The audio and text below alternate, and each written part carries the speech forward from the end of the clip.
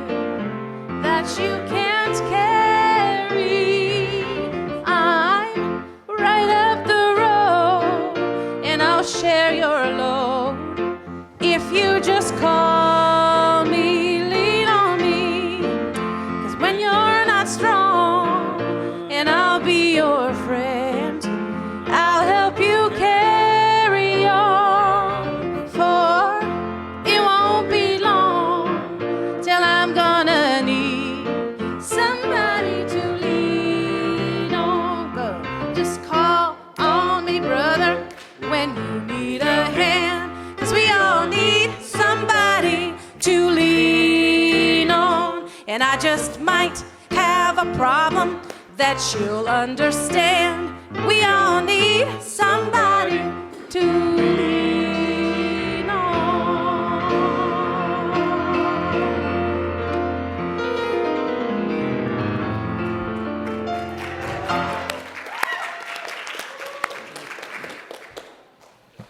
All right, we'll get this started. I'm Gordon Diddens. The board appointed me as moderator.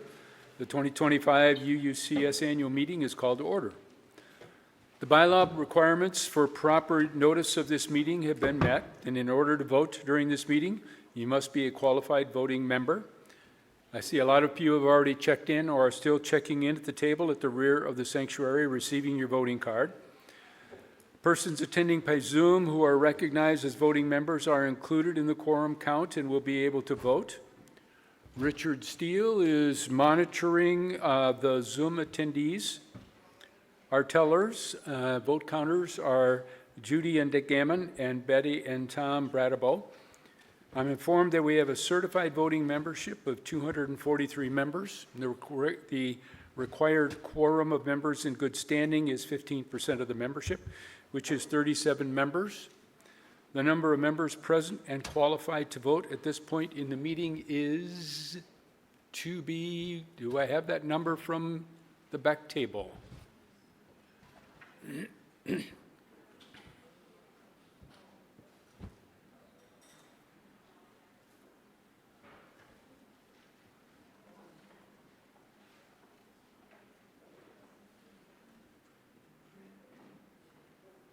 I see we have 4 members on Zoom.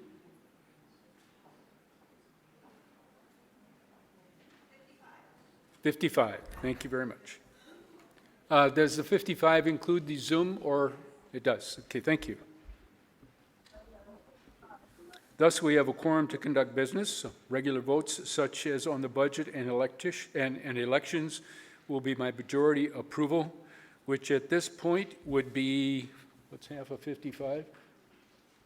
29, 28. We're getting that. 28.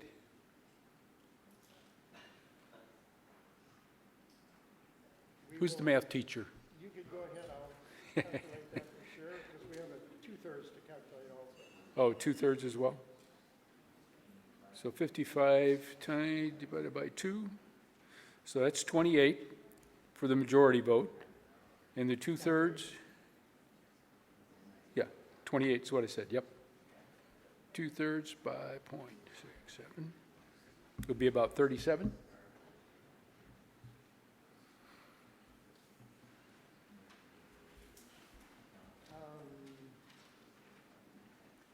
Do that.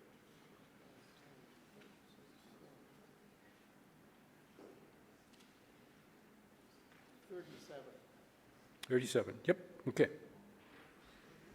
28 for majority, 37 for a 2/3 vote. Vote tellers will monitor the members present by noting when and if a member leaves the sanctuary or if leaves the Zoom audience, and as a result of members departing, the number of votes to approve a motion may change. So, the agenda or order of business for this meeting and copies are in the Friendship Hall. Are there any adjustments or changes to the proposed agenda?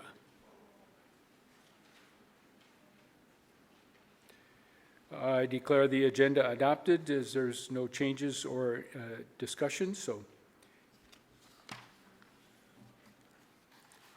And I think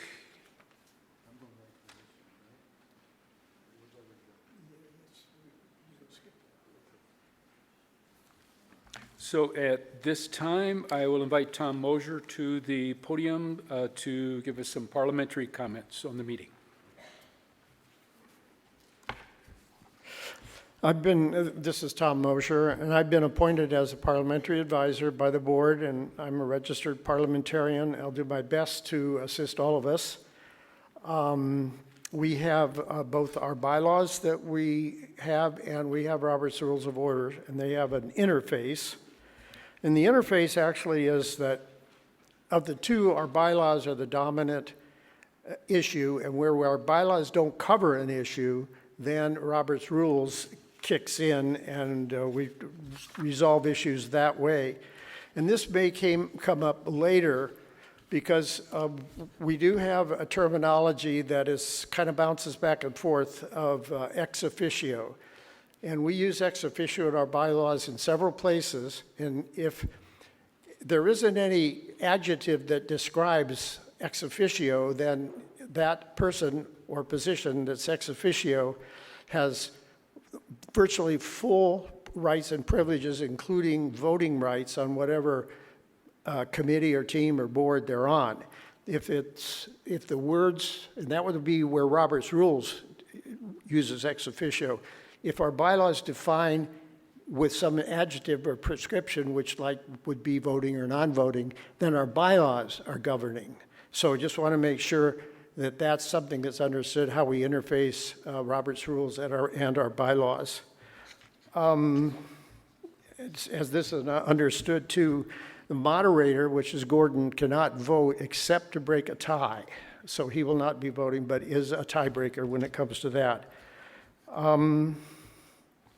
From time to time, Gordon might declare a recess if we need to research the bylaws or research something on Robert's Rules. If a motion that's being voted on has no objections, the moderator could simply declare it passed. Or if there's an overwhelming number, like there's only 3 in objections and everybody else is in favor, again, the moderator can declare that approved or passed. We have 2 hours allotted for this meeting. We could extend it by a vote of the majority if we have to, but let's hope we don't have to do that. And one of the things that we hope to avoid, and we don't really have a provision to do it, is a secret ballot. So I'm asking you to avoid asking for a secret ballot and just respect that we may have different opinions and we could vote differently. And we're all part of a family, and we'll respect if we have different opinions, so that hopefully we're not to the point of that. Another thing that comes up in these meetings occasionally is someone will get tired of listening to the debate, and they'll say, call the question or move the previous question. Well, that gets pretty messy because we have to vote on that, and it gets delayed. So try to use as much patience as you can listening to what's going on and respect people's right. We do have a timer, and we will be timing that. So I think we can get away with that without having to do that. We do have vote counters. We have Dick and Judy Gammon who are counting, and we have Betty and Tom Bradabo who will be counting votes, and we'll be holding up cards, to do that. And online, we have Terry Anderson, who's kind of working with the folks that are voting members that are online, and he reports to Dick Steele, and Dick Steele will report to the tellers, the voters, and that will come forward to Gordon so we can record actually how things vote. And if you leave before the meeting's over, please let Rebecca know, because that changes the number of that it might take to pass a vote or to approve a vote. A word about abstaining. If you don't want your neighbor to know how you vote, for whatever reason, people say, well, I'll just abstain and won't vote. But if you don't vote and we need a certain number to approve a bylaw or a resolution, we may not get that number because too many people are sitting on their hands and not voting. So please try to avoid abstaining. Let's see, anything else here? Oh, we do have a restriction on the timing. This is an effort to shorten the meeting. And Robert Janesian, it's up here in the front, he raised his hand. He's a real tall guy. You can't miss him if he stands up. He's going to hold up a card. If you're speaking, you got 1 minute. And then I hold it up again, 30 seconds, and it actually says 1 minute and 30 seconds. And then when he stands up and waves a little card that says time, you're over. That's it. And you can speak again at the end after everybody else has spoken if you have more to say. And that kind of takes care of the timing. Question? 2 minutes for people who are speaking? Yes, sorry if I didn't say that. 4 minutes for the person who presents the motion, and 2 minutes for other people who speaks. Thank you very much, Lynn. That pretty much is it. There are some other things that we've talked about. There is a technique to literally to kill a motion, and if that comes up, we can discuss that. We don't need to discuss that in advance. Let's see. Oh, and we'll try, as much as we can, the moderator will try to alternate people pro and con, so that we don't have a whole bunch of people just doing pro and a whole bunch of stuff doing con. So we'll try to work with this to do a pro and con. That's it. So we'll go on to the next part of the meeting. Thanks for indulging and putting up with me. So pro versus con. Pro's this side of this mic, and the con is that mic. That way it'd be easy for me to recognize. Everybody understand? Pro over here, con over here, if there's any discussion on anything. Okay? So, as we move forward here now, the minutes of the 2024 annual meeting were circulated with the notice of this meeting, and they've been and are available in the Friendship Hall. Are there any corrections to the minutes from the 2024 annual meeting? Okay, no corrections. I declare that the minutes are approved as circulated. So now I'm going to introduce the current Board of Trustees. I will give the names of their positions. And will you please stand up upon my stating your name? So the president is Tom Mosier, position 1. The vice president is Doug Deaton, position 2. I don't believe Doug is here. He's in Ireland. He's in Ireland. Okay, all right. Doug Deaton is Ireland. All right. The secretary is Cindy Fine, position 6. The treasurer is Dick Burkhart, position 3. Okay. Sue Steritz is position 4. Luba Johnston is position 5. And Justin Bell is position 7. Let's show our appreciation for those folks and the time and the dedication they devoted.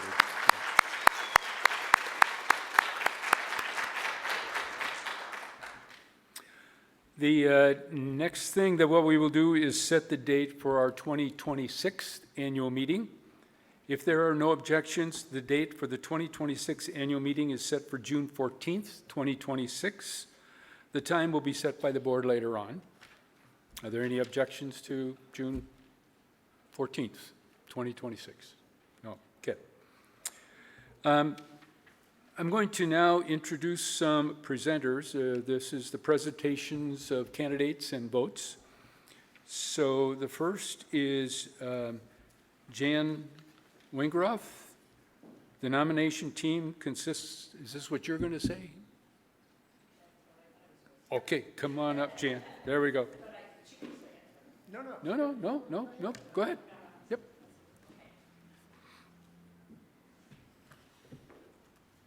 Okay.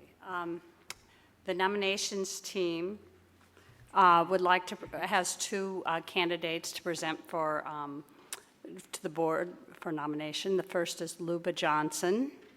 And the second is Nancy Avery. Okay. I can clarify that. Those are 2 positions. One of them is, in Luba's case, who's carrying on for another 3-year term after having filled in. And the other one is Nancy Avery, who would be elected for the first time to serve a full 3-year position. And Nancy Avery is to fill position 4, and Luba is to fill position 5. Okay.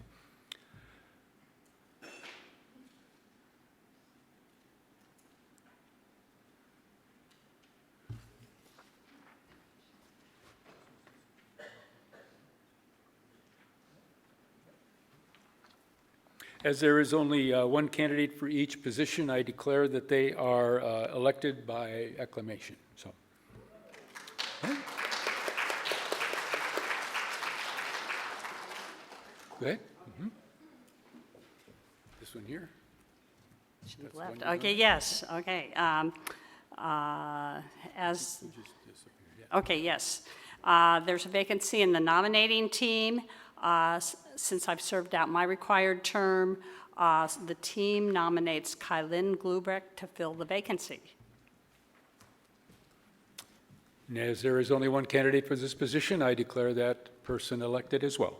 Thank you very much, Janet.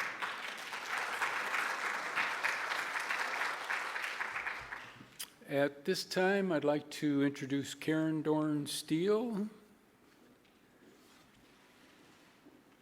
You're going to discuss the endowment team, right?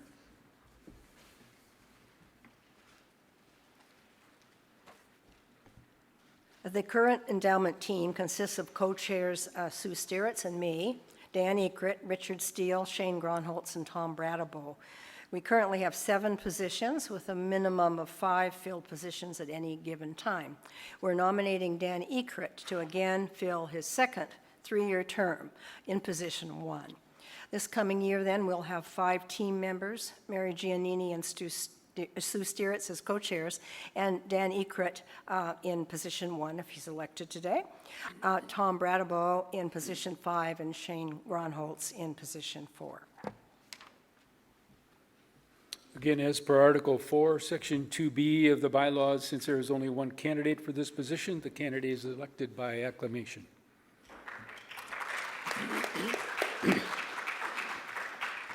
Now we're going to move to some of the reports that have been available on Links Through the Sun. First is the Board of Trustees report by Tom.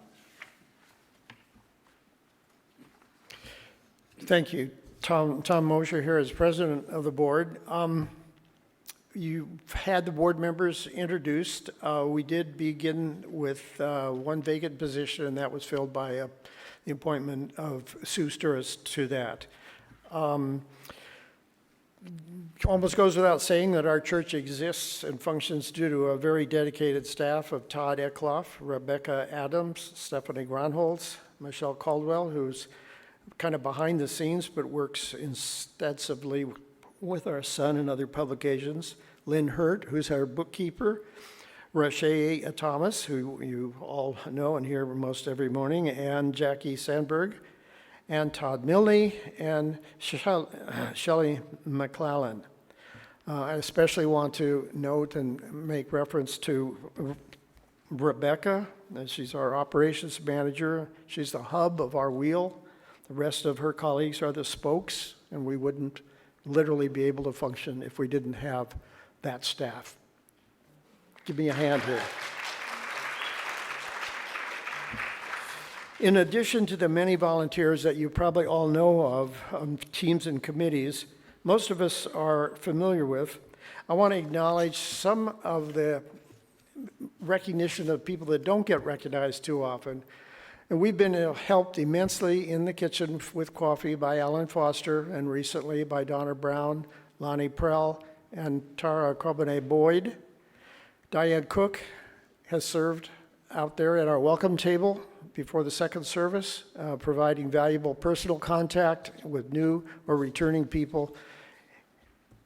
They're great. And all of you who are members of teams or committees, would you please stand so that everybody knows this is a team, it's a family, it makes it work. Any team that you're on, stand up and go for it.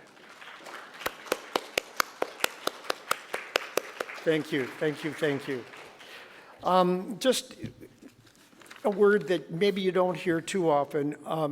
Our governance model is commonly called a policy governance model. And it means that your board makes the best efforts to deal with large policy issues, makes every effort to delegate non-policy matters to the minister and chief executive, that's Todd, operations manager, which is Rebecca, and other staff, the operations team, which consists of a couple of our members as well as some staff, and other established teams. We have about 4 established teams and others that aren't mentioned in our bylaws, but nonetheless are important. And all of us work together to try to carry out the mission of our church. Regarding the new or existing policy matters, the board has attempted to decide how to handle these. At times creating trustee subcommittees to deal with an issue and then bring back information to the board. And although this is a desired and intended approach, we struggle at times with who and where to refer a task to. And we work our best to hand out those assignments when we can. But all of our teams and committees struggle at times because of not having enough volunteers. When policy governance was adopted in about 2010, we had a membership approaching 350 to 400 folks, most of whom were available in person, of course, because we had not had COVID and learned how to do all this stuff that we do now online.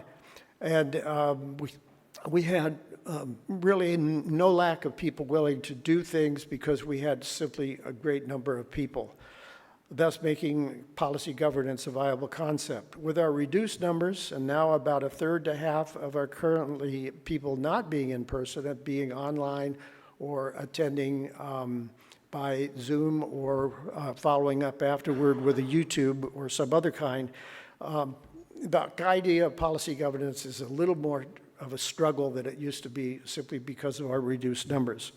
But nonetheless, here are some of the issues the board dealt with in the past 11 months. One of the things that we dealt with was the board email use policy. We inherited a policy that was problematic for us because it virtually prohibited us from being in touch with each other by email. Since the chaos prior to July of 2020, a lot of you know what I'm referring to by that, no board has deliberated or made decisions by email, and that was certainly the norm and fully accepted by the current board. The existing email policy literally prohibited information from being submitted to trustees prior to a board meeting. And that, we found that to be pretty unworkable. So we did go through and change that so we could communicate with each other, sharing information prior to a meeting, that sort of thing, whilst not making decisions and not deliberating. And the board revised, so we revised the policy to allow information sharing and communication between trustees. The policies work pretty well because we can come to a meeting prepared with information so that we don't have to do a lot of talking and describing of stuff that we could share before the meeting. Then another item was we didn't have a way to bring a resolution such as this apartheid resolution either in our bylaws or in our policies. So we adopted a policy that allowed a resolution to be brought forward to be considered in a meeting by either 10 members or a designated team. And that's why we got up the apartheid issue. It came from our Social Justice Coordinating Council. We also did a couple of board subcommittees. We had one on income enhancement and on how to increase attendance. And we did produce results back to the board. The board decided to send those suggestions to the operations team and the operations manager, which we did. And one of those, I don't know whether it's coincidental or whether it was already going on, but resulted in the potlucks that we're having once a month, which has increased our attendance on those days and given us a better sense of community. Another issue, which probably not many of you know about, we did have an open letter from a former member asking if death with dignity or assisted suicide could occur in our physical facility. And after we had discussed this at several meetings, it's consistent with the Washington State Law Death with Dignity Act.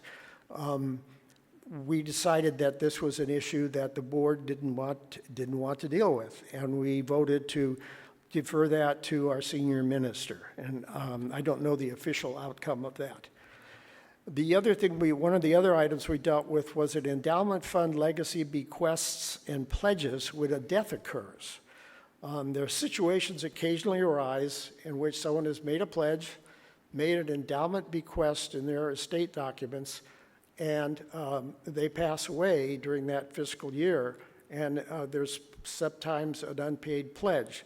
So the endowment team and the board worked back and forth on that and came up with a suggestion, and that suggestion is still being I guess, is being discussed or being massaged, and whether there'll be some way to handle that more formally, that remains to be seen. We also took action to suggest items the next board should consider, and those were 3 items. One was to update our 5-year strategic plan, excuse me, and the other was to review and update the ends statements. And then policy governance, the board and the congregation developed some ends statements, which are really what I would call goals. And those haven't been reviewed for several years, and we would like to have the next board consider going through that process. And thirdly, we have kept in mind that every 3 years we need to review the minister's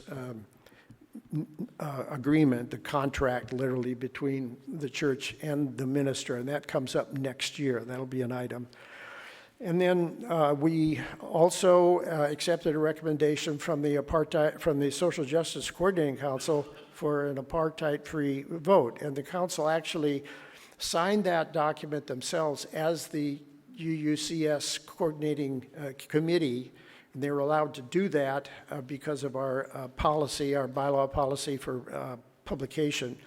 But they also asked the board to take a position on that. And the board decided not to because it would be easily inferred that we were representing the entire congregation. So we sent that back to them and said, do you want the whole congregation to vote on this? And they came back and said yes, and that'll be on our agenda a little bit later. Then the other thing we dealt with was Todd's study month and modified sabbatical. For those of you who don't know, for the last few years, Todd has taken the month of February as a study month and pretty much not been available, but available in emergencies, of course. This year, he asked if he could have 5 months sabbatical. He's not had a sabbatical in his entire time since he's been here, since 2011. So we agreed to that, and the arrangement was that he would present 3 sermons a month, as he usually does anyway, and he would otherwise be mostly unavailable except for emergencies. And Rebecca, as our operations manager, would be handling most of the stuff that what might otherwise have come to him, and when she's in doubt or has a question, she's able to go to Todd and talk with that. So that's the arrangement. Another item that came up was a suggestion about radio program underwriting, and that was appealing to the board, but we didn't have the budget for it. So a person did volunteer to look into that, and we have an arrangement that's ongoing right now for 13 weeks on KYRS Thin Air Community Radio to underwrite 5 programs. So that gets an announcement with a short pitch leading up to it, describing us and what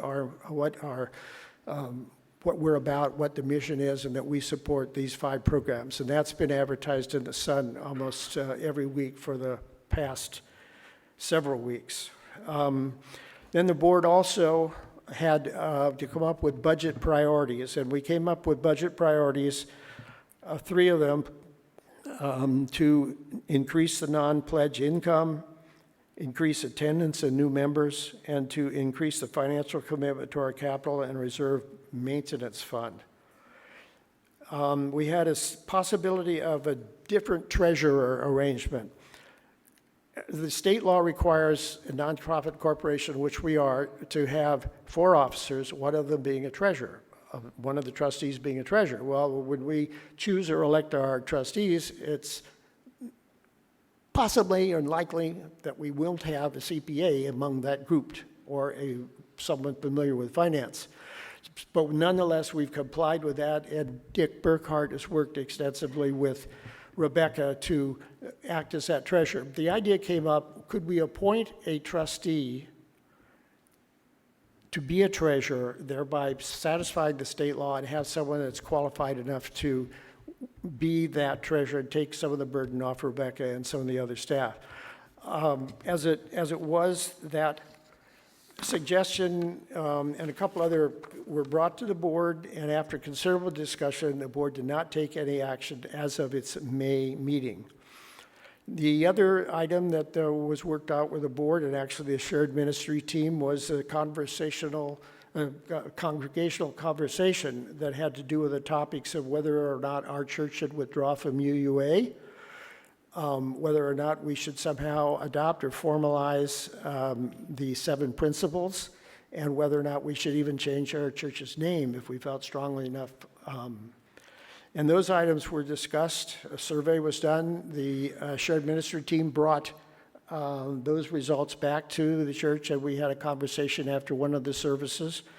And as a result of that, there were a variety of opinions, and people respectfully discussed it. The board decided to not take any action regarding either withdrawing from UUA, changing the church's name, and we took no particular action to emphasize or do anything with the 7 principles.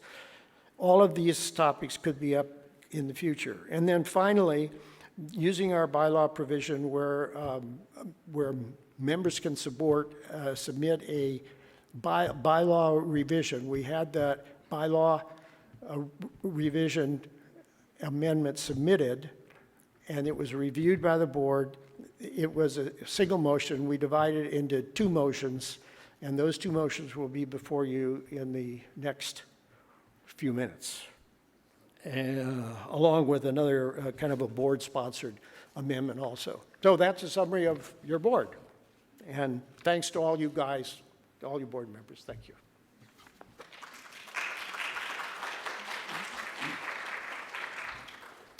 Next, Rebecca will provide a treasurer's report, and then you'll do a budget review as well, right?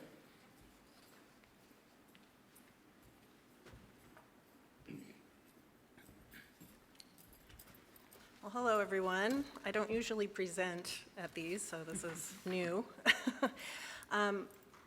For our treasurer's report this year, I'm just going to be presenting essentially our financial summary of our current fiscal year, how things have been going and where we're at. I'm happy to say that we're really on target right now with our current fiscal year. It's been going really well. Yes, thanks for that. We've had a little bit of a challenge this year with our reports because we transitioned this year from QuickBooks Desktop to QuickBooks Online, and although they sound very similar, they're quite different, and we're still in the process of cleaning up all our data, but it's accurate within a couple percentages. So at this point, we have received about the mid-90th percentile for our revenues, which is normal for us. That's usually right where we're at this time of year. And our projected revenues are low 90s, so we're actually coming in a little bit lower, or our expenses, I mean, low 90s on our expenses. So what that means is our income's higher, a little bit higher, and our expenses are a little bit lower. So we're really coming out right where we want to be. Part of our expenses being lower, we try to budget as close as we can to what we project is going to be our costs and our expenses for the year. I've worked really hard this year renegotiating contracts and lowering expenses where we can. We are still operating on what we're calling a bare bones budget, which essentially means that all of our operating expenses are covered. We have all that in place. We just can't really cut anything else.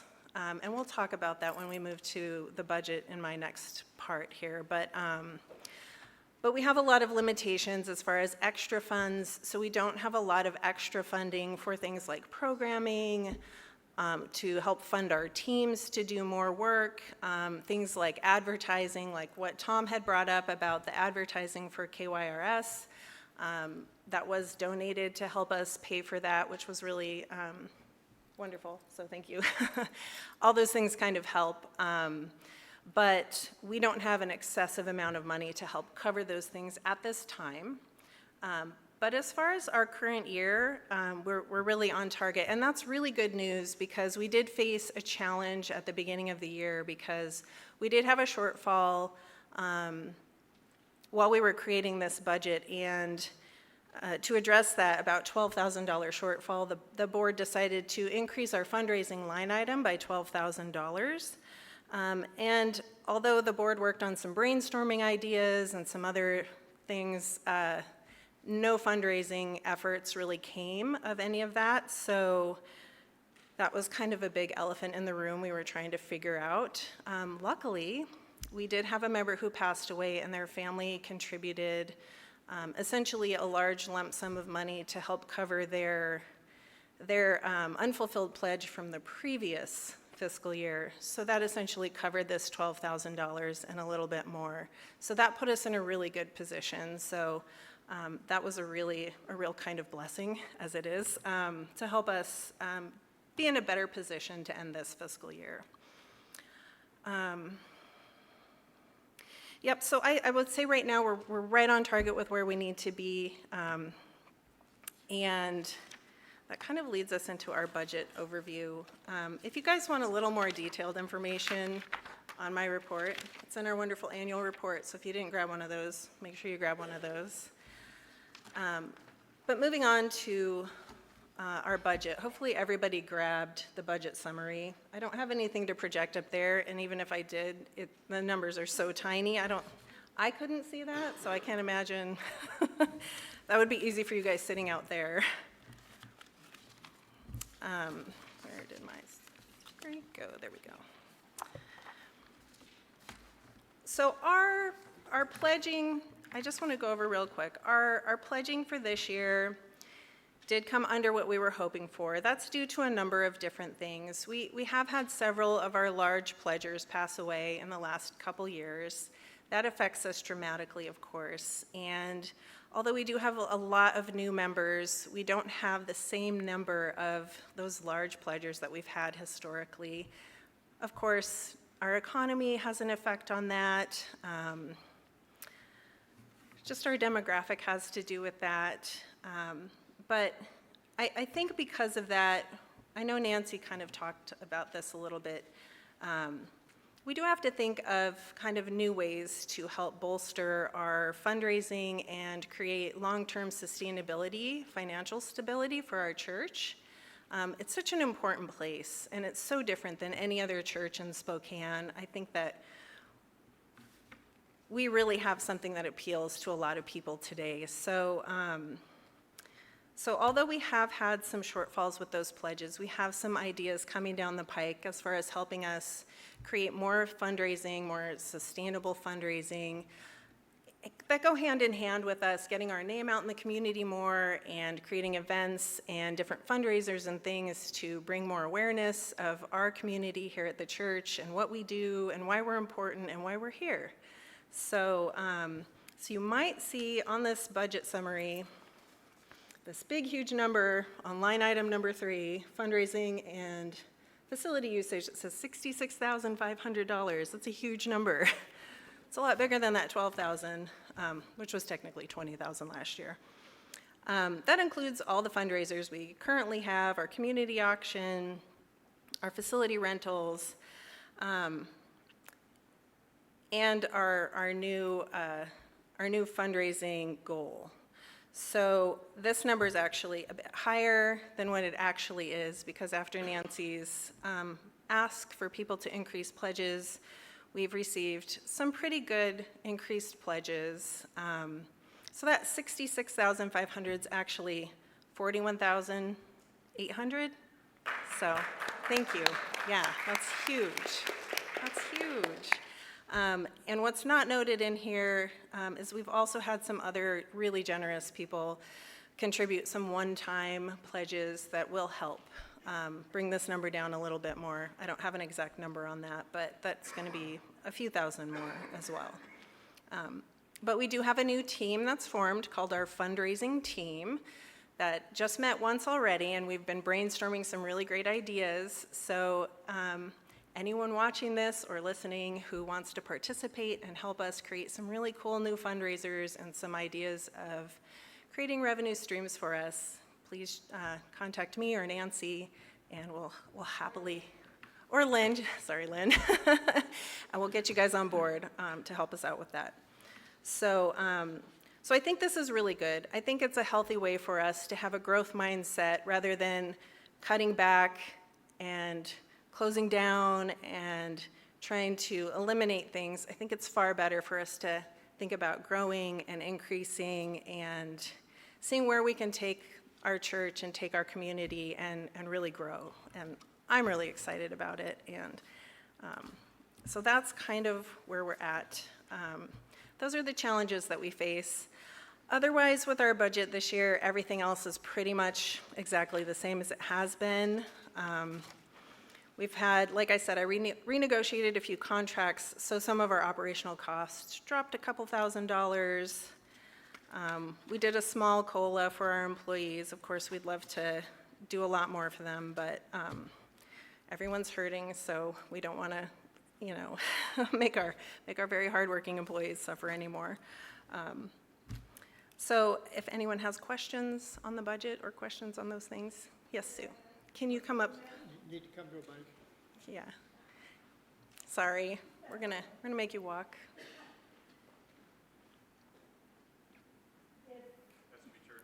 Oh.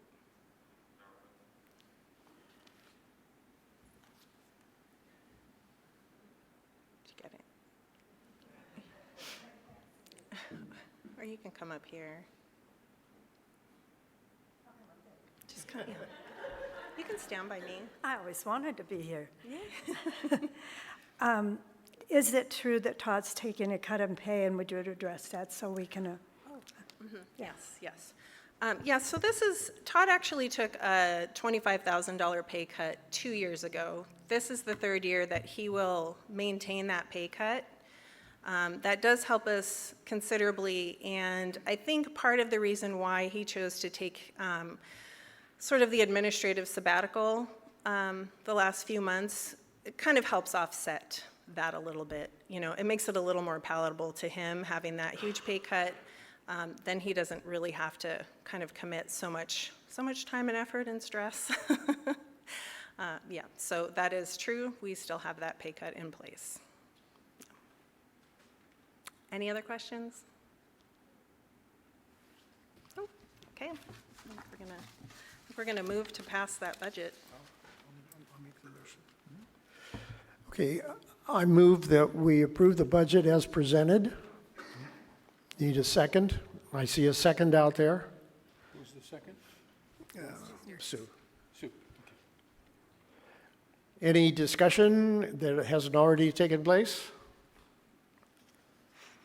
Seeing no discussion with no objections, the budget is approved.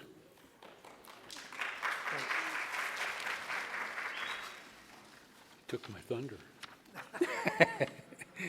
All right. Okay, moving forward. The first we're going to hear is a presentation of resolution for the apartheid-free congregation. Karen, you are going to be presenting that, Karen Doran-Steele, so please come up.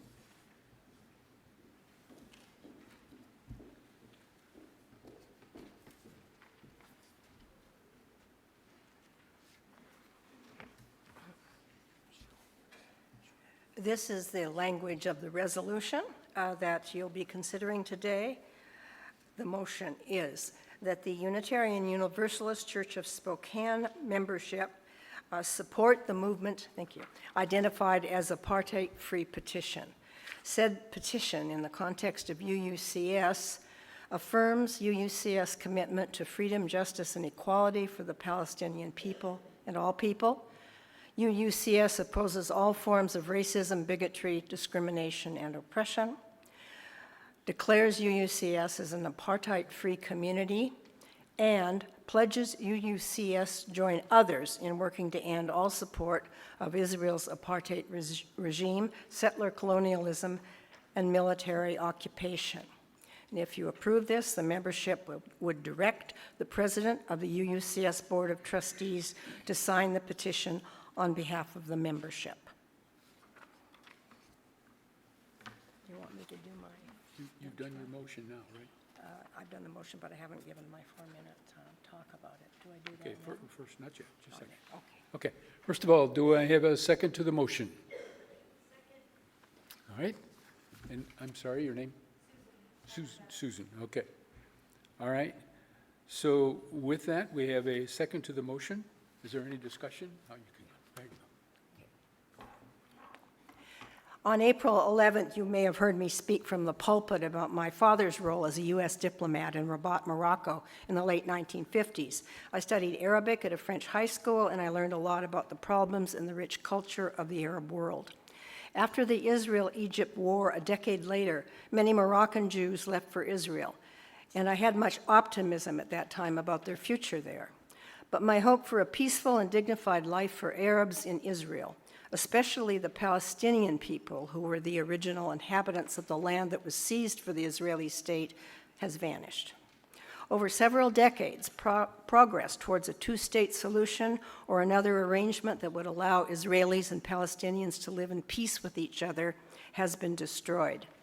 In 2018, the right-wing Israeli parliament declared Israel as the nation-state of the Jewish people. That new law failed to mention either equality or minority rights, hallmarks of Israel's 1948 Declaration of Independence. There's a growing consensus from Palestinian human rights groups, Amnesty International, Human Rights Watch, and Jewish Voice for Peace that Israel's treatment of Palestinians constitutes apartheid, just like past systems of oppression in Ireland and South Africa. On May 15th, the group of prominent American human rights lawyers and academics released a report concluding that Israel's government under Benjamin Netanyahu is indeed practicing apartheid. They conceded it's very difficult, a risk of professional suicide, really, for scholars to speak out because the Trump administration has deliberately conflated criticism of the Israeli state with anti-Semitism, as Todd mentioned today, pressuring universities to fire faculty and taking aim at students who protest the slaughter of Palestinians in Gaza and the West Bank. The political right in this country has also started an effort called Project Esther through the Heritage Foundation to chill any American speech critical of Israel. It's for these reasons that I feel that we must join others, including other UU churches, to proclaim ourselves an anti-apartheid congregation. We must say no to a system of oppression that includes mass killing, arbitrary detention, torture, and a dual legal system that provides few safeguards to Palestinians and fits the legal system of apartheid as defined by the United Nations in 1973. Israel's leading human rights group, B'Tselem, has also concluded that Israel's laws and politics meet this legal definition. Israel's former defense minister last year, Yoav Gallant, called Palestinians human animals, dehumanizing them with language that echoes the Nazis' attacks on Jews in the 1930s. We have allies in other UU congregations. A few have already declared themselves anti-apartheid congregations, and about a dozen more are considering adopting the resolution we have before us. I urge you to support it. Your approval will allow our board to endorse the resolution and amplify our voice by connecting us to a network working for Palestinian rights. Naming this unjust system is the first step. Working to end it will be a significant act of nonviolent resistance in keeping with UU principles. Salam alaikum and shalom. Thank you. Is there any discussion opposing this motion? Come forward. Per the rules, you have 2 minutes. They're on, Tom. I've got them all on. They're on. Well, I agree with most of what you said in your explanation. I don't find that resolution speaks the same language. It may be me, but I don't understand the resolution to say the things that you are saying. Personally, I think both sides are bad position, and I will add my own opinion. The group most responsible for the problems in the United States, in the Middle East, is the United States of America. Any additional discussion in the pro side? Further discussion against? Come on forward, please. Yep. Both of them are on. You could either one. My question is that, Talk closer to the mic. okay. In just our own congregation, I thought we essentially were anti-apartheid without making a new resolution, and I wonder, Karen, if you could explain what would be different. You said we'd join with other congregations. Then what? I mean, it's open? Yeah, that's a question to the moderator who could ask So, Karen, and yeah, Karen can yeah. answer that if she chooses to. So Karen, I think the question to you is, with the impression, or I guess expectation, that our congregation is already anti-apartheid, can you explain how the resolution is somewhat different or changes our approach of being seen, I guess? I'm not, is that a good? You rephrased it better than I Rephrase it, said maybe?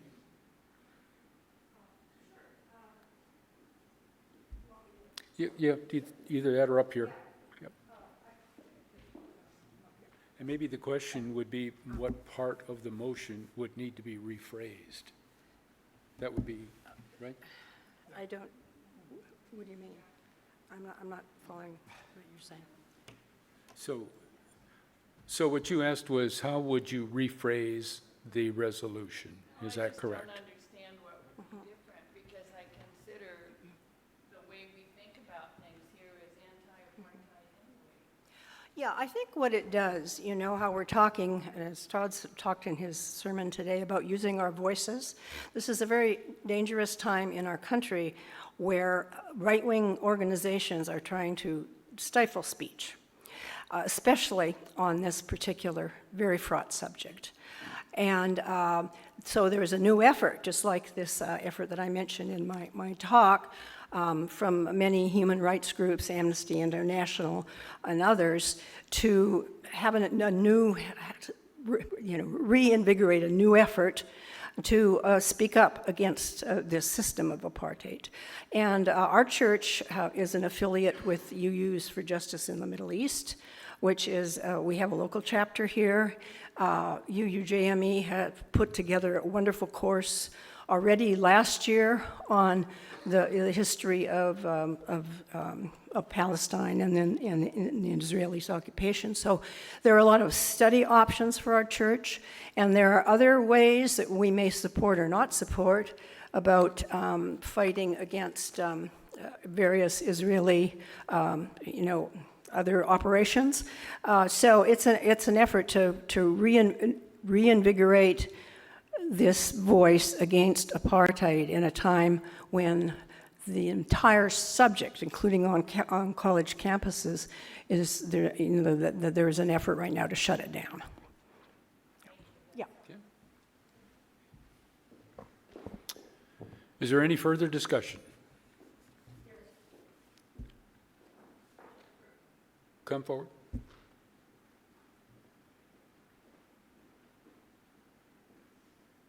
I think the difference would be that, for instance, don't we every week say, create community, help me with this because I always forget it, create community, find meaning, and it's that third part. And for some reason, some people want to say, live justly. And I still want to say, work for justice, because the difference is passive versus action. And so I feel like this resolution is asking us to act, along with the other people who agree with us. Okay. Go ahead. Yeah. Just for further clarification then, Dan, if this resolution passes, then I, as the president, will go online to the online petition and sign on behalf of the Unitarian Universalist Church of Spokane. So it's kind of a formality in a way, in addition to anything else the church does on its own, but this would be the formality of signing the petition. Dan, come forward. Kay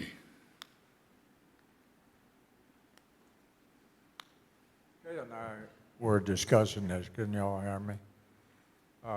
And I think almost everybody in this church agrees with this resolution. But when I got thinking about it, I realized that, or at least I thought, is this going to make a big difference? Or what is the opposite side of it? And I just wanted to point out, even though I will probably vote for this, that in the past, when we had these kinds of issues, I'm not sure what they accomplished, what they did, but they did stir up a hornet's nest from the standpoint of our Jewish community in the area. So again, I'm for this, but I think we should be aware that it should cause some issues within the Spokane community for us. And just a thought. Any further discussion? Shelley, come forward.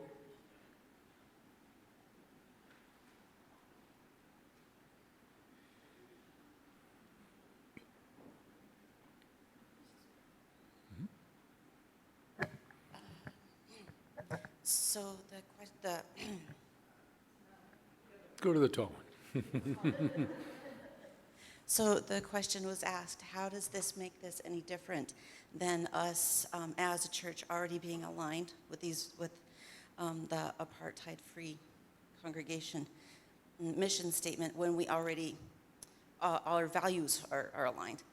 And the difference is if we sign this and we, then this gives us an opportunity to take specific action. And in some of the handouts, the flyers that I read, I saw some, it gives us an opportunity to discuss and choose how we want to embody the being aligned with the statement. One of the ones that I thought was really interesting is we would be looking at ways to divest if we have any, just to divest, make sure we're, purchasing products that are, and shopping at places that are not. It just opens up more lines of discussion so that we can be proactive, right? So, yeah, work for justice. Thanks. All right. Any further discussion? No further discussion. I request a vote. All in favor, please raise your cards and hold them high, hold them up so that everyone can get them counted clearly.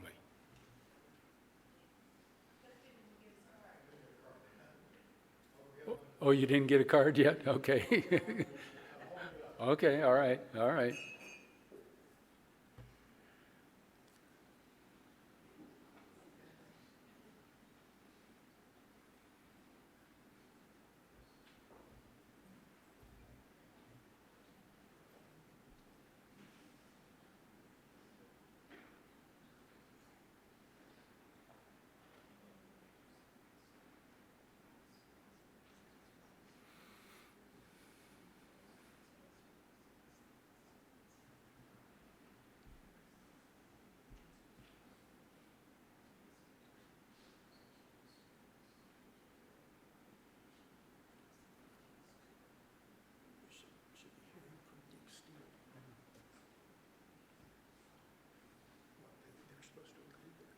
I will.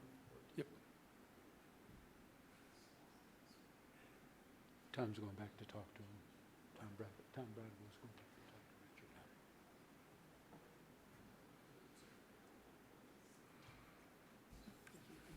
now. I think everyone can lower their hands now.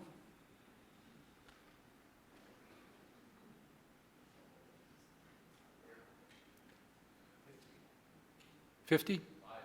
5-0, including all of the people on Zoom? Okay, okay. So there's 50 to approve, and those opposed? Raise your cards.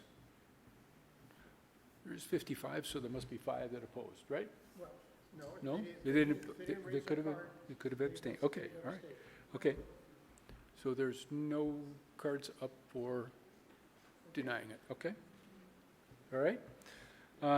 Since we have a majority on this, then I declare that the resolution has passed, or the motion has passed. Okay.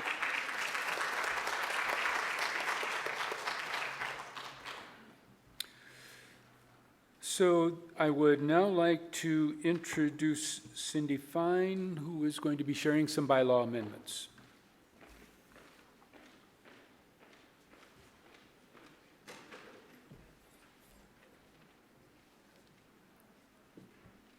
Good afternoon. We have a small addition to our bylaws, and I'll clarify exactly what that is. So it's a board-sponsored amendment to clarify quorum status of a non-elected trustee.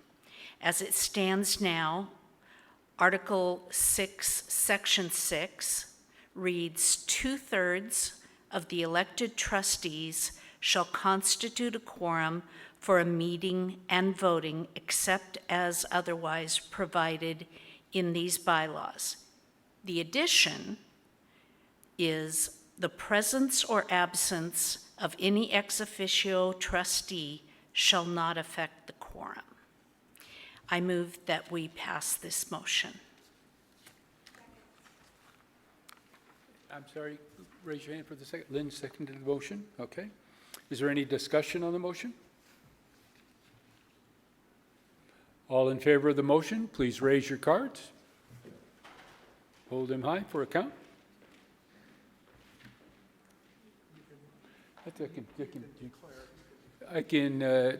Seeing that almost every card is up, I declare that this motion has passed. So it clearly was more than a majority. Second sponsored amendment, Lynn Janesian.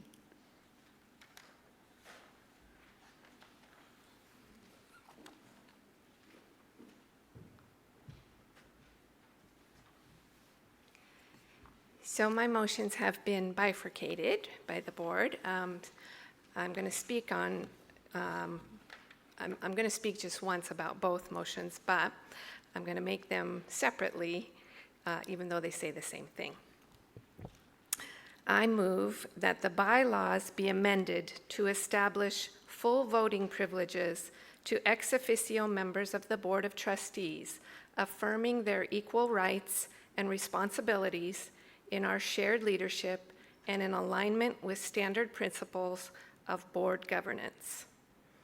So, and if you, I don't need to read through the article. You want me to? Okay. I'll read through the additions and deletions. You can see them if you've got a copy of our changes. Article 6, Section 2 currently reads, "The senior minister shall be an ex officio member of the board and may, at her or his choice, attend all meetings except executive sessions when he or she is subject of the discussion." And I am proposing that we... I think you read that wrong. I think what you should have said is that it really currently reads that the senior minister should be a non-voting. Oh, I'm sorry. Ex officio. I'm You said sorry. that wrong, right. The senior minister shall be a non-voting ex officio member of the board and may at her or his choice attend all meetings except executive sessions when he or she is the subject of discussion. That's the way it reads currently. And I am proposing the senior minister shall be an ex officio member of the board with full rights and responsibilities, including voting, and may at her or his choice attend all meetings except executive sessions when he or she is subject of discussion. I need a second. Thanks, Lisa Conger. Okay, got it. Okay, Okay. And you have your 4 minutes? and I have Lisa Conger. Lisa Conger. Lisa, yep. Okay, again, I'm going to use my time to speak just once for both of these bylaw amendment proposals, but I know we want to speak a little bit differently about each one. I'm bringing these forward today because they raise the same core question. Should ex officio members have the same rights as others, including the right to vote? This topic came up while clarifying the treasurer's role, which led me to look more closely at what ex officio actually means. According to Robert's Rules of Order, ex officio simply means someone is a board member by virtue of the position they hold. In other words, they're invited to serve because of their experience or expertise. It does not mean non-voting. In fact, Robert's Rules, 12th edition, section 49 says, quote, unless the bylaws specifically provide otherwise, an ex officio member of a board or committee has the same rights as other members, including the right to vote, unquote. So the default is full participation unless we as a community intentionally choose to limit it. As UUs, we believe people should have both a voice and a vote in the matters that affect them. So it makes sense that those entrusted with our major responsibilities, like our mission and our finances, should fully participate in board decisions, no matter how they became a board member, elected, appointed, or invited. I realize some of us come from professional environments where ex officio members did not vote, but those were likely different and hierarchical governance models. The one we're using, policy governance, is intentionally collaborative. In this model, ex officio board members aren't outsiders, they're integral to the process. In fact, they often serve longer than elected trustees, offering valuable continuity and institutional knowledge. Let me address a few concerns I've heard. Some worry that allowing the minister to vote means giving him more power. But the minister already speaks freely in board meetings, and we want them to. We've invited them to serve because we value their insight. Voting doesn't expand their influence. It simply affirms that their voice counts just like everyone else's. Others have raised the concern about the minister voting on matters like their contract, but we don't vote on the minister's agreement. It's reached by mutual negotiation. And even if we did, being interested in your own employment isn't a conflict of interest, it's just an interest, and a pretty wise one. If a real conflict arises, the minister, like any board member, can recuse themselves or be asked to. Quorum won't be a problem. We've already addressed it with a separate bylaw clarifying that quorum is based solely on elected trustees. The board will still be able to conduct its business with or without ex officio members present.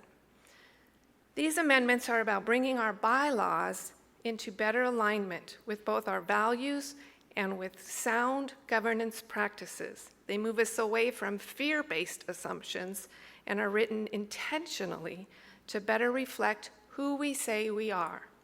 Let's weigh this issue not as a power struggle, but as a matter of principle. I encourage you to vote in favor of these bylaw changes and then stay engaged. Come to a board meeting once in a while. Your presence matters because the strength and the accountability of our leadership depends not just on blind trust, but on the engaged participation of our members. Thanks.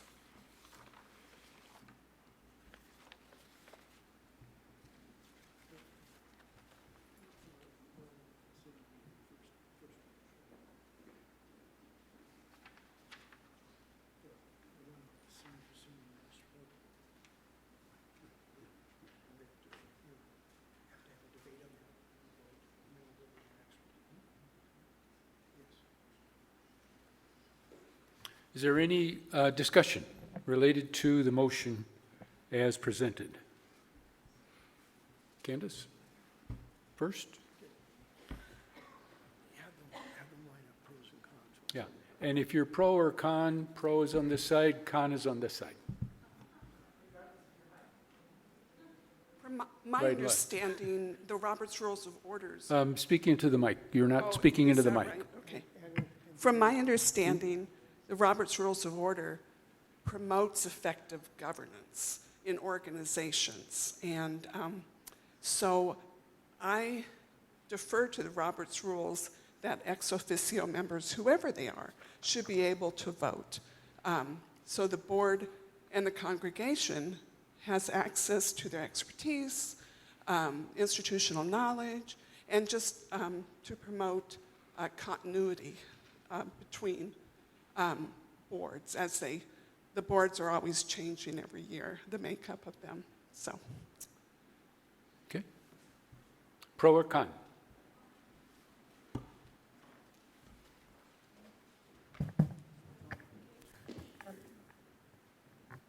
My name is Millie Roberts, and I'm a longtime member of this church for more than 50 years, and I intend to vote no on this.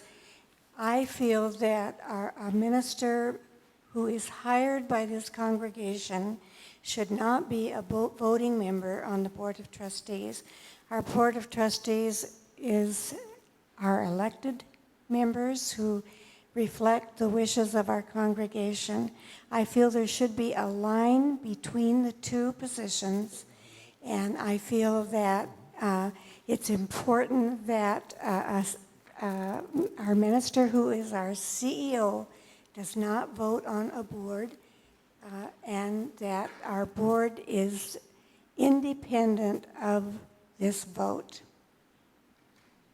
Okay, what I would like to do to speed it up, anybody that wants to speak up on this, please come up and line up on the pro or con side so that we can move this along relatively quickly.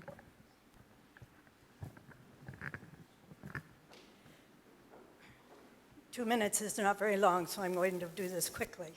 I'm Sue Stieritz, a close to 30-year member of this church, and presently I serve on your board. but today I'm speaking as a congregant and do not represent the board. However, I believe that this is not a good change to our bylaw. I think this can bring about a conflict of interest that Lynn spoke about between the board and the minister. Our minister serves on par with other governing board members for an indefinite tenure, while other elected board members rotate off. The minister is included in all board business unless they choose to recluse themselves. In researching this topic, I found an article by Reverend David Pyle, the regional lead and congressional life consultant with the Mid-American Regional Staff of the UUA, that best describes my concerns, and I quote, "The minister not voting in board meetings is not intended to make them less of a full board member. It is a recognition of the dual role a professional minister plays in a congregation as both the spiritual leader and a governance leader, and it is a protection of the pastoral relations that the minister holds. In essence, the non-voting clause is that the board members are not put in the position of being on the opposite end of a vote from the spiritual leader and pastoral care provider. The non-voting formulation also serves to balance some of the authority that the minister brings to the board through an indefinite tenure," unquote. As an ex officio non-voting senior minister on the board, the minister has full voice in speaking from their experiences and informing the board, but should remain a non-voting ex officio member. I must admit I have both for and against it. I'll speak Let's please say our names and then speak clearly into the mic, okay? Yeah. All right. Start with the name? Yeah. Name is Justin Bell, and I'm a trustee, but these are my own opinions. On pro for the treasurer especially, the one thing that's different about the treasurer, they're much better financially versed than the rest of us. I think one of the reasons we're members of this church is because of our idealism. I think one of the things that we need is anti-idealism on the matter of the treasury. The treasurer has a very good idea what's going on and can make decisions that the rest of us may be too idealistic to face, voting for things that we simply cannot back up or support. Okay. So I believe at this point in time, we're not talking about the treasurer. Okay, well, ex officio and treasurer would be an ex officio member. Is that true? My understanding is that one of the ex officio members would be the treasurer, and it's my opinion the treasurer is better financially, will not make the decisions I might make in idealism, he may not make in treasury. As far as the minister is the one who will, if we lose the minister, they're not going to be easy to replace. And the minister is the one who has to live with our decisions. And I also have an anti-statement, so I'll change sides now. Oh, okay. Okay, all right. Well, No. My vote is to abstain, but because of this, Okay, I have strong opinions on both sides. okay, all right. Tom? My name is Tom Bradabo, and separation of powers. Would you want the president to have a vote in Congress?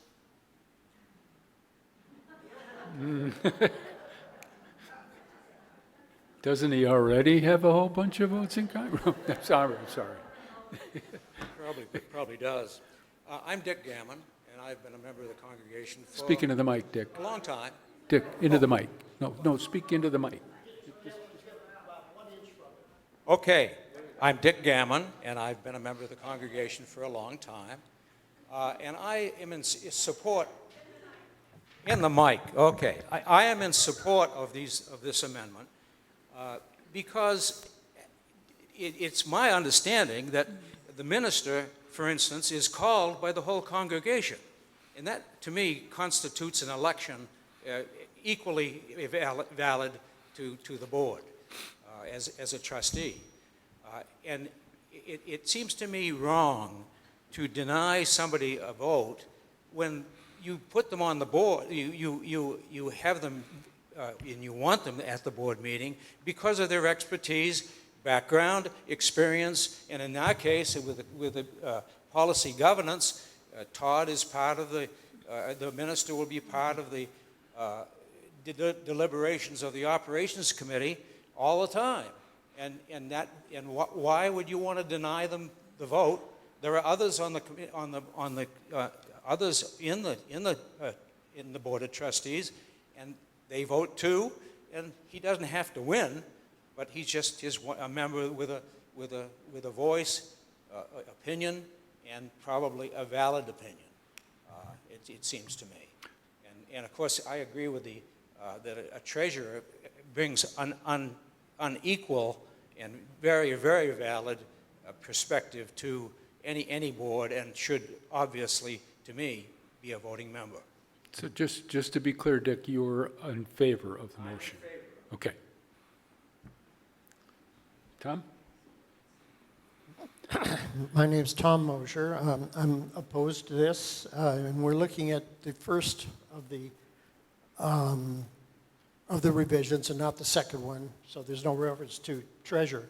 Little history here. Our previous bylaws read, "The board shall work in close cooperation with the minister." The minister was not a part of the board at all until 2022, in which the congregation almost unanimously voted to make the senior minister a trustee and a non-voting trustee. So why I'm opposed, this would make the senior minister would be a trustee with voting privileges while not being elected by the membership, regardless of how he might have been chosen 14 years ago. The board would consist of 8 voting members, which is awkward because most boards operate with an odd number so they can break ties. Since the proposed language also includes with full rights and privileges, the senior minister could conceivably be elected as any officer, including president. Currently, the senior minister would not only be a chief executive officer and a voting trustee, the senior minister is also the chair of the operations team, including being the right to override a stalled vote on that. The minister appoints vacancies to the nominating team with approval of the board. The minister is a non-voting ex officio member of the finance team. The minister appoints all members of the personnel team with board approval and is a non-voting ex officio. The minister also appoints all members of the shared ministry team and is an operating person. So our senior minister has much influence in many places and does not need to be a voting member of the Board of Trustees. Okay. Jean?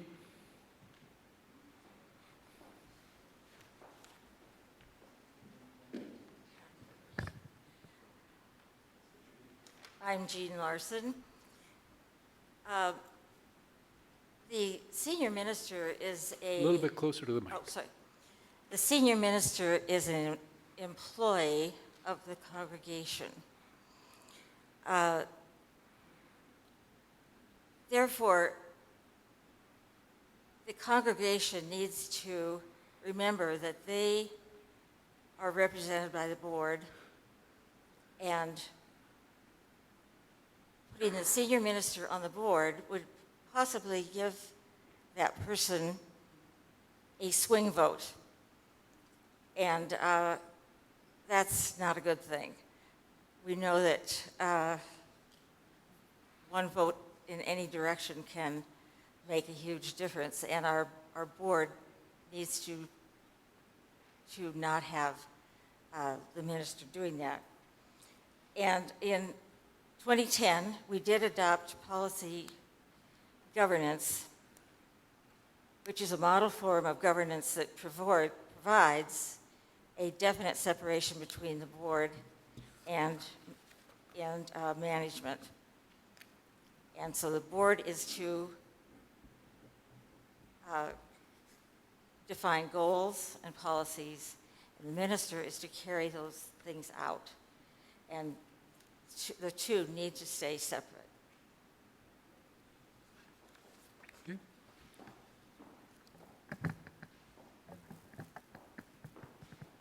I'm Mary Jo Kella. I think that it's important for us to remember that we have elected officials, our family here, and we have employees. And we know who's who, and I think it's also important that we keep that line separate. Okay, this is a counterpart of my argument. I believe the minister is in a important position and has to live with all our decisions. My vote against it is very simple. When the minister votes, there's an elephant in the room trying to deny the fact that his potential power for undue influence above and beyond anybody else is unmistakable. Thank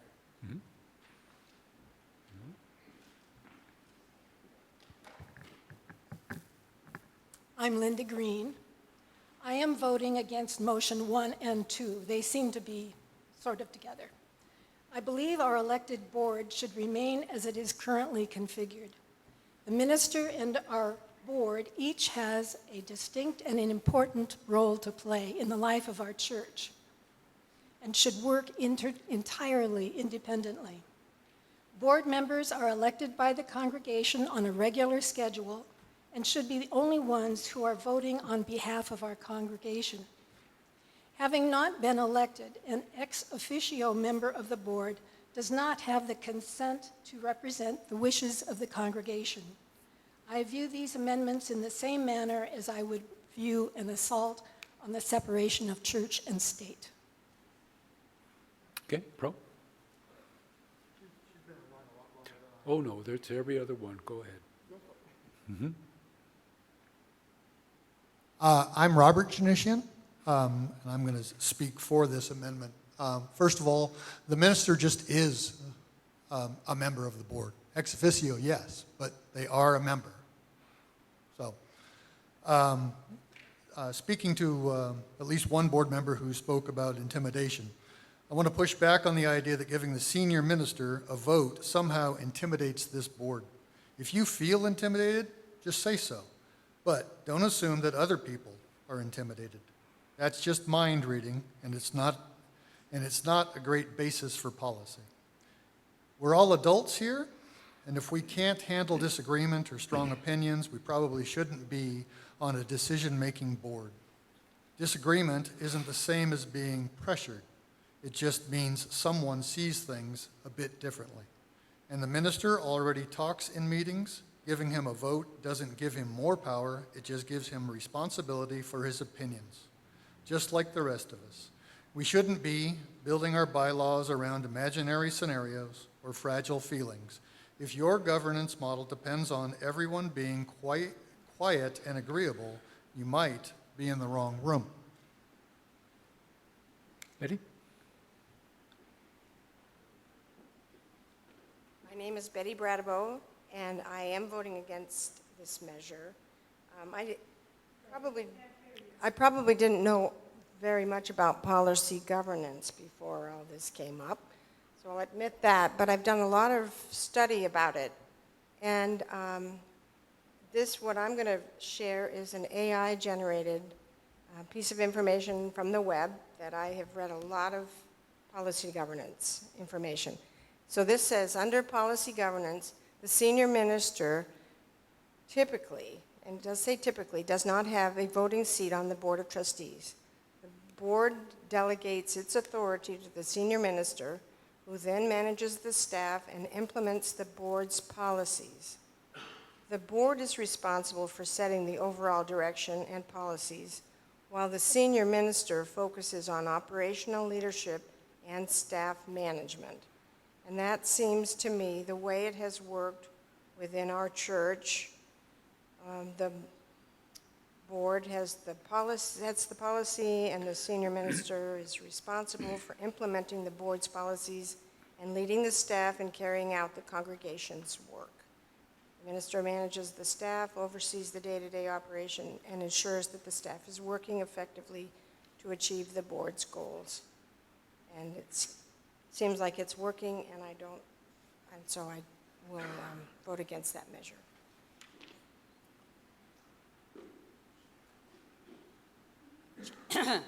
I'm Jan Wingenroth. I've served on the board a couple of times. I was on the board when we adopted policy governance.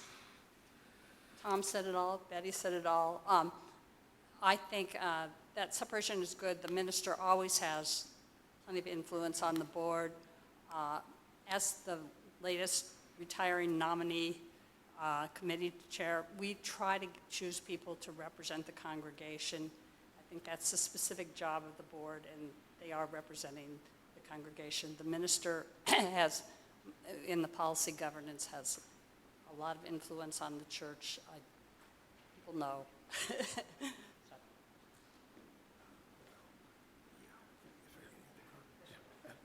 Hi, it's Sue again. I have just one more comment.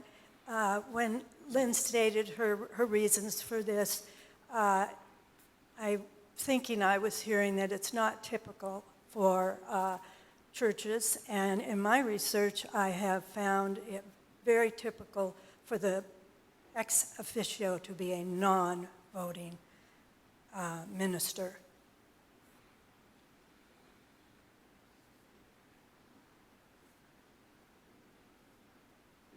My name is Leonard Butters, and my name is Leonard Butters, and I believe the current minister was responsible for the breakup of the church, and I do not want him to have any more power. Thank you.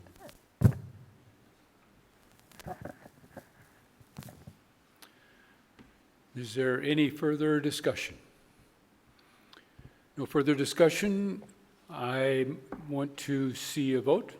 All in favor of approving motion 2 as read, please raise your cards and hold them high.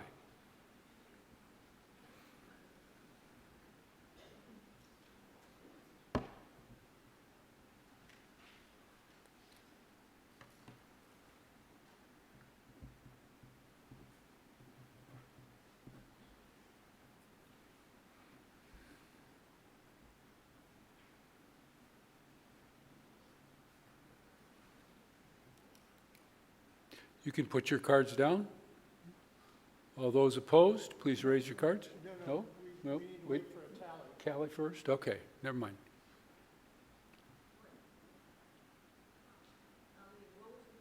Not yet. I need to have the tally of the yes votes. Yes. No, I don't need to see the cards again, no. What are the yes votes? We need to find out what Richard has online, too. 13 yes votes? Yes. So that is not a majority, right? So now we do the vote. Yeah. Get the whole thing. So hold your, those opposed to the motion to, please hold your cards.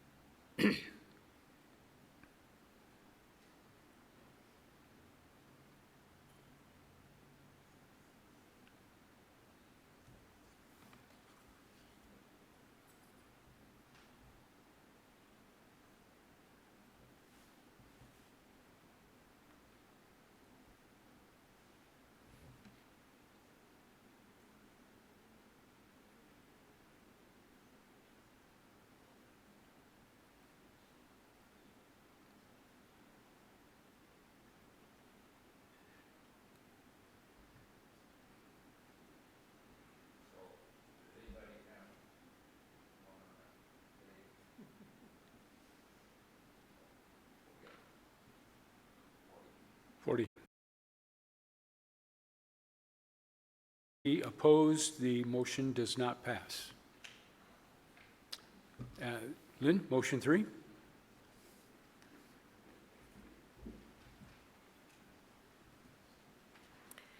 Okay, same wording. I move that the bylaws be amended to establish full voting privileges to ex officio members of the board, affirming their equal rights and responsibilities to our shared leadership and in alignment with standard principles of board governance. This one is applying to Article 7, Section 8, and it says currently, at the beginning of each fiscal year, the board shall convene and elect its officers, president, vice president, secretary, and treasurer. Each officer shall be a trustee. And I am proposing that we change that to read, at the beginning of each fiscal year, the board shall convene and elect its officers, president, vice president, secretary, and treasurer. Each officer, whether elected or ex officio, shall be a trustee with full rights and responsibilities, including voting. Do I have a second? Second to the motion?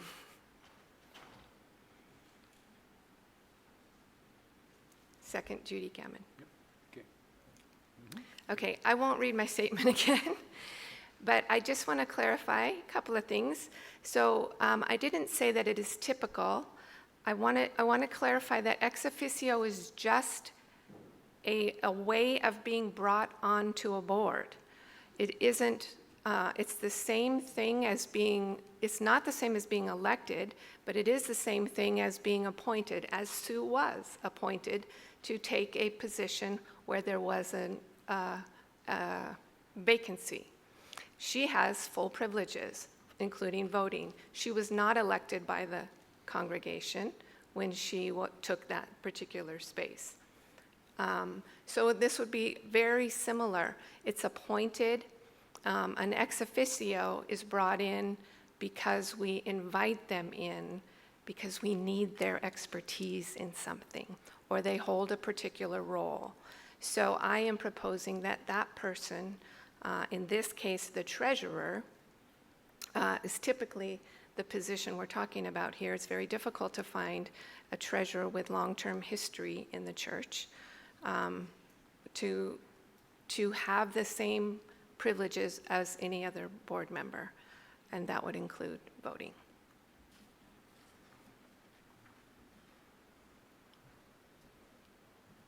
We'll now entertain any discussion on motion number 3. Again, if you're for a motion, please go to the pro mic. If you're against it, please go to the con mic. You're confused? Question. So it's my understanding then that you're proposing to bring someone in from the congregation to be the treasurer?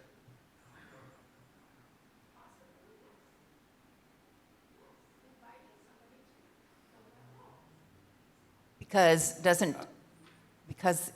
Dick's the current treasurer, and he has a vote. Am I correct? I need clarification. Yep, that's good. So if you can think back to prior to COVID, do you remember Grant Taylor was our treasurer? He was an ex officio member of the board. Yes, he was, because we had to have, the state requires us to have a president, a secretary, and a treasurer. Okay? And so if you don't name a secretary or a treasurer, you don't name that person because you don't have a person to serve in one of those roles, then we have to say, we have to name a person. And so Marie Bjork was an ex officio member of the board. Grant Taylor was an ex officio member of the board. Whoever is serving in that role, according to our bylaws and according to state law, is an ex officio member of the board. In the past, they have been non-voting. They don't attend all board meetings. They come when they're either required or requested to. Their attendance is different. But they are recognized as an ex officio member of our board, currently non-voting, and I am suggesting that we change that to voting. My name's Tom Mosier. Boy, there's an awful lot of information to correct. I don't even know whether I can do it in 2 minutes. In the past, the people who have been our treasurer have not been trustees. The bylaws of the past, I've researched it, I could pull it up and quote it. They have not been trustees by our bylaws, they have been treasurers. Number two, this bylaw is not about treasurer. There's not a single word of treasurer mentioned in this bylaw amendment. What we have in this amendment is something that is really not needed at all. We don't have a situation right now that demands this situation. If at some point in the future we do appoint someone to serve as a trustee, we can then at that time decide whether it's voting or non-voting. Circumstances may change from time to time. This would result in an 8-member board, again, having an even number rather than an odd number. And this could possibly be a lifetime appointment. Consider somebody, as we did in the past, 1 or 2 persons served almost until they died. And that would be a non-elected person serving as an almost lifetime voting trustee. And the comparison to the board appointing someone as Sue Sturritz was, that is not a relevant comparison because the bylaws provide that when there's a vacancy, the board in fact can appoint that person. And the rule has been, the understanding has been for decades probably that that person is in fact a voting member of the board by virtue of the bylaws that allowed the board to appoint to fill a vacancy. I'm opposed to this amendment. Further discussion on motion 3? I'm going to vote for this amendment, but I have some questions. I'm going to vote for it because I'm in full alignment with the intent of this amendment, but I see some real problems in the wording. First of all, I'm not sure I would want the person to be a voting member if they weren't a voting person on the board if they weren't a member of the church. And so that doesn't say that. My other concern, and this may be trivial, but when you write bylaws, you have to think about worst case scenarios. The board could get together and vote for the president, the secretary, and whatever else there is, to also be appointed from outside the elected members. And I mean, to me, I think what we need to do next year, I'm going to vote for it because I think we want to initiate this right now, but next year we maybe need to separate out the position of treasurer and make that an appointment to the board, because otherwise you open yourself to the position where the trustees could name the president from outside those who are elected as well. The way it's worded, read it. Sue?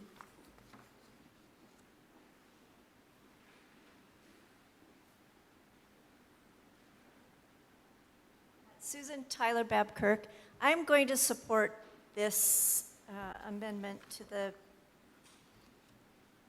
policies of the church.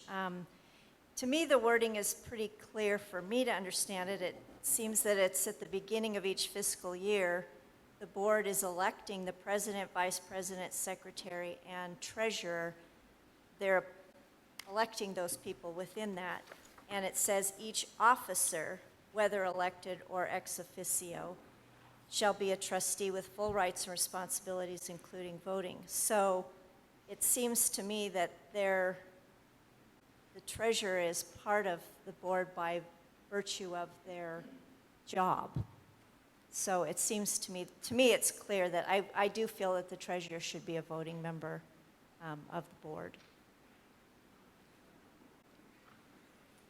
Good, Linda?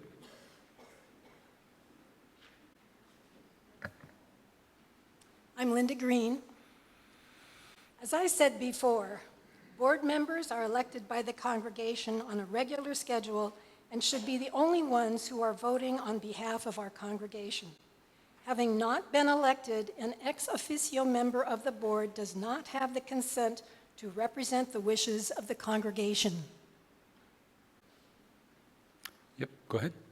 This is a question. I've been on the board twice, and both times the secretary was not a member of the board. It was someone the board chose to take notes and came in. And we often ask their opinions. They weren't a voting member. The same thing with the treasurer. When I was on twice, the treasurer was not a member of the board, didn't attend all the board meetings, came when they gave us a report. So I'm not sure how this, seems like the board would be choosing people outside of the nominating process and then making them board members. Just a clarification about the secretary. I just feel like I should step up here and clarify just a little terminology. I'm Rebecca Adams, Operations Speak a Manager. little closer to the mic, Oh, sorry. Rebecca. Yep.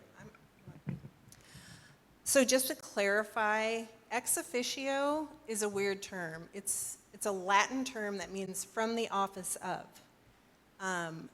Our Secretary of State requires us to have a treasurer and a secretary on our board. We've typically, historically, had those roles filled by ex officio members. What that means is that person, by virtue of that position, treasurer and secretary, do have a seat on the board. They are board members. We have to disconnect a little bit from who our elected trustees are from that. They all serve on the board, but their roles are slightly different. Whether they have the option to vote or not, that's up to us to determine. The treasurer, I feel personally, is very important to have as an ex officio member because they can serve longer than 3 years if we end up with a great treasurer, and that's very important to help us keep on track with our finances, make sure our board understands our finances, make sure that there's great communication and transparency with our finances. The secretary is not just a note taker. The secretary's name goes on the Secretary of State, both in our state and federally. They are responsible for those notes and personally responsible for communicating all that information to the government for us. So they're not just writing down notes and sending those. If something has to go through a bank, like banks sometimes will request board meeting minutes approving something or not, the secretary is personally responsible for that information. So if litigation or something came up, they're the person who's going to stand in front of a judge or a court or someone in the government and say, yes, I was the official witness that heard these words happen. That's why they're both very important roles. And just to clarify so everyone understands what their positions are. She said a good deal of what I was going to say about the secretary.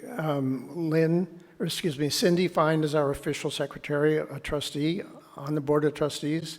She was elected by the board. Our recording secretary, who's not a board member, just records our minutes and provides minutes for us so that Cindy can participate in the meeting. Yes, and that's totally fine. Just Cindy has to look over those meeting minutes and go, yep, that's exactly what was said, so. Yeah. Tom? My name is still Tom Bradabo, and I believe that the treasurer and the secretary, they are the people who do the work, and they can do it for a lifetime, whereas board members come and go depending on their whim or the whim of the congregation. So again, that's work, and so separate those powers and let them do the work, and they don't need to be voting, they just need to work. We just need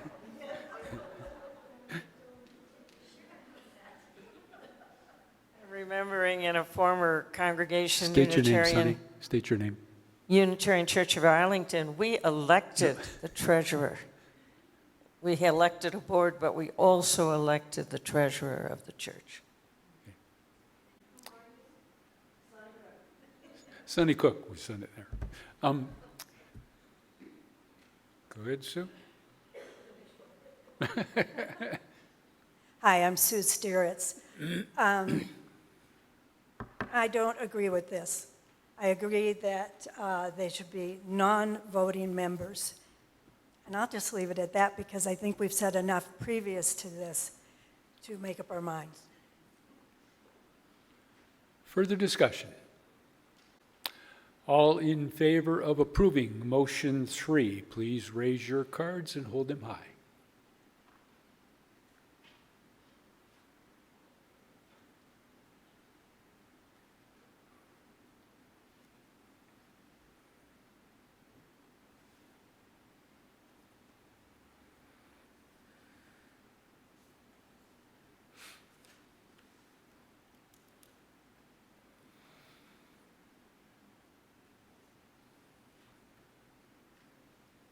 You can put your cards down.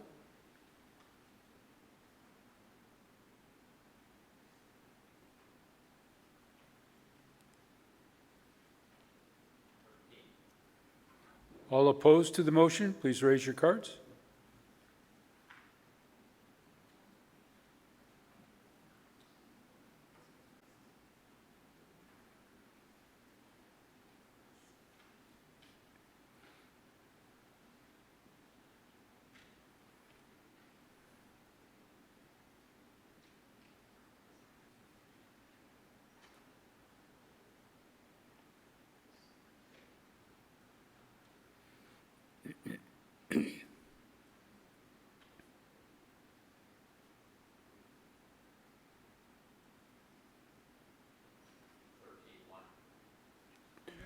(31 opposed, 13 for). The motion does not pass.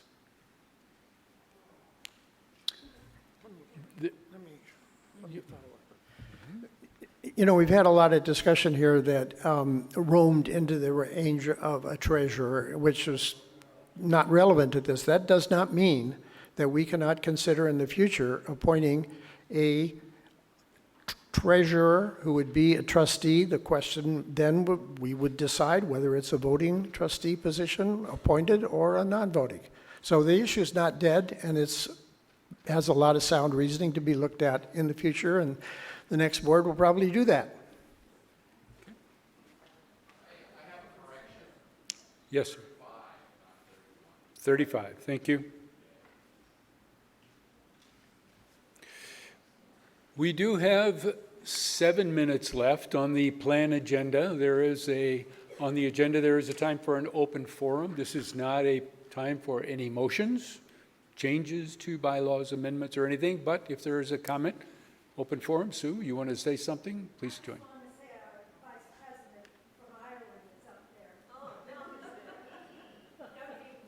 Oh, there's Doug. Hi, Doug. Is there any open discussion that we would like to have?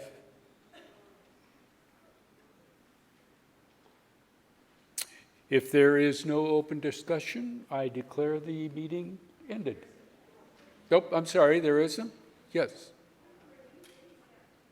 Sorry. Oh, we can reuse the red cards next time. Don't throw them away. Put them on the table in the back. Okay? Yeah, yeah.